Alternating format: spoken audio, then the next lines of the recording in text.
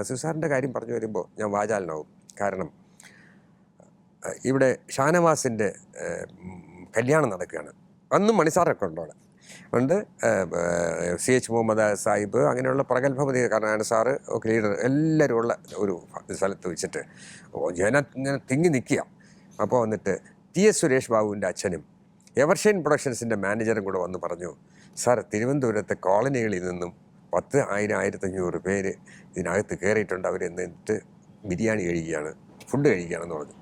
ശരി. അപ്പം നസീർ സാർ പറഞ്ഞു, ഞാനൊരു 4,000 ബിരിയാണി കരുതിയിട്ടുണ്ടത് അവർക്ക് വേണ്ടിയിട്ടാണ്. അവരുടെ ടിക്കറ്റും എടുത്ത് അവർ കഷ്ടപ്പെട്ട് അവർ അധ്വാനിച്ച് വന്നിട്ട് അവർ ടിക്കറ്റ് എടുത്തുകൊണ്ടാണ് ഞാനൊരു താരമായത്. പിന്നെ അവർ കഴിക്കാനല്ല വന്നത്, ഞങ്ങളെയൊക്കെ കാണാനാണ്. അതിൻ്റെ ഇടയിൽ കൂടെ ഭക്ഷണം കഴിച്ചുകൊണ്ട് പോട്ടെ. ആ വലിയ മനസ്സ് കണ്ടോ സത്യം. നസീർ സാറിന് ഞങ്ങളുടെ പടം ഷൂട്ടിംഗ് കഴിഞ്ഞ് തീർന്ന് ഫുൾ പിക്ചർ തീർന്നതിന് ശേഷം അദ്ദേഹം ഡബ്ബിങ്ങിന് തിരുവനന്തപുരത്ത് വന്നു. തിരുവനന്തപുരത്ത് ഡബ്ബിങ് വന്നപ്പോഴത്തേക്കും അദ്ദേഹത്തിന് അന്ന് 1,00,000 രൂപയാണ് അന്നത്തെ റെമ്യൂണറേഷൻ. അന്ന് തിരുമല എന്ന് പറയുന്ന സ്ഥലത്ത് 150 രൂപയുള്ള ഒരു സെൻറ്റ് സ്ഥലത്തിന്. അപ്പോൾ ആ 1,00,000 രൂപ വിലയൊന്ന് മനസ്സിലാക്കിക്കൊള്ളണം. ഇന്ന് 10,00,000 രൂപയുള്ള സ്ഥലത്തിന് 150 രൂപ വിലയുള്ളൂ. 1,00,000 രൂപ അദ്ദേഹത്തിൻ്റെ ബാലൻസ് എമൗണ്ട് 50,000 റുപ്പീസ് അങ്ങ് കൊടുത്തു.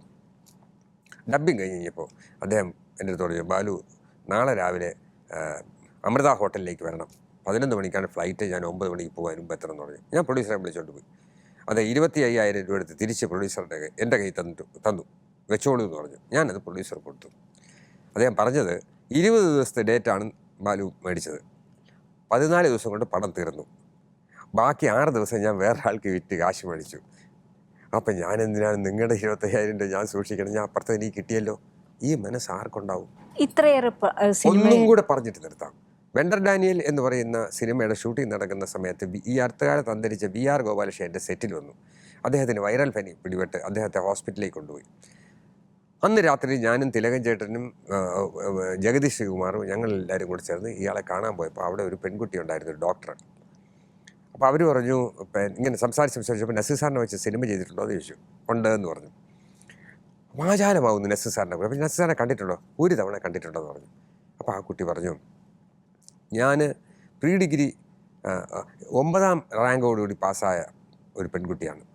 എനിക്ക് MBBS പഠിക്കണമെന്ന് വലിയ ആഗ്രഹം. പക്ഷേ എൻ്റെ അമ്മ ഒരു വാരസ്യാരാണ്. ഞങ്ങൾ അമ്പലത്തിൽ പൂ കെട്ടുന്ന ജോലിയാണ്. അച്ഛൻ 1.5 വയസ്സ് മരിച്ചു. ഒരു രക്ഷയില്ല പഠിക്കാനായിട്ട്. അപ്പോൾ എൻ്റെ വീടിനോട് ചേർന്നൊരു ഓലപ്പരയുണ്ട്, പഴയ തിയേറ്റർ. അവിടുത്തെ പ്രൊജക്ടർ ഓപ്പറേറ്റർ ഒരു അഡ്രസ്സ് തന്നിട്ട് പറഞ്ഞു, നിൻ്റെ ആഗ്രഹം ഈ അഡ്രസ്സ് ഒന്ന് എഴുതി അറിയിക്കാൻ പറഞ്ഞു. അത് പ്രേം നസീറിൻ്റെ വിലാസമായിരുന്നു.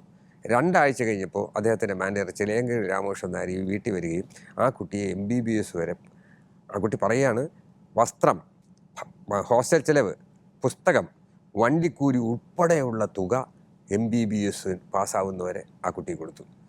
അപ്പോൾ ആ കുട്ടിക്ക് ഒരാഗ്രഹം, ഈ സർട്ടിഫിക്കറ്റ്, അത് 2ാമത്തെ റാങ്കോ 3ാമത്തെ റാങ്കാണ് ആ കുട്ടി കിട്ടിയിരിക്കുന്നത്.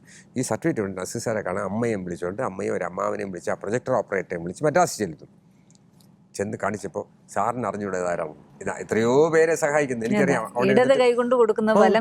അറിയില്ല. അവിടെ അതിനുവേണ്ടി ഒരു സെക്ഷനുണ്ട്, ഒരു ഡിപ്പാർട്ട്മെൻ്റ് ഉണ്ട്, ഈ ആളുകളെ സഹായിക്കാൻ വേണ്ടി മാത്രം. ഈ കുട്ടി അവിടെ ചെന്ന് കണ്ട് നസീർ സാറിൻ്റെ സർട്ടിഫിക്കറ്റ് കൊടുത്തപ്പോൾ നസീർ സാർ ചോദിക്കുകയാണ്, MDക്ക് പോകണ്ടേ എന്ന് ചോദിക്കുന്നു, പോസ്റ്റ് ഗ്രാജുവേഷന് പോകണ്ടേ എന്ന് ചോദിക്കുന്നു. ഈ കുട്ടി പറഞ്ഞു, ഇനി എന്തെങ്കിലും ജോലി ചെയ്ത് കുറച്ച് കാശുണ്ടാക്കിയിട്ട്, അത് വേണ്ട, ഞാൻ പഠിപ്പിച്ചോളാം. അത്രയും കൂടെ ഇത്രയും മെഡിക്കൽ കുട്ടിയെ പഠിപ്പിക്കുന്ന ഒരു സന്തോഷമല്ലേ, എനിക്ക് വളരെ സന്തോഷമല്ലേ. പക്ഷേ 1 മാസം കഴിഞ്ഞപ്പോൾ നസീർ സാർ മരിച്ചു. അതാണ് ആ കുട്ടിയുടെ സങ്കടം. പഠിപ്പിക്കാത്തതല്ല, ആ വലിയ മനുഷ്യൻ മരിച്ചു. അതാണ് നസീർ സാർ, അതാണ് പ്രേം നസീർ.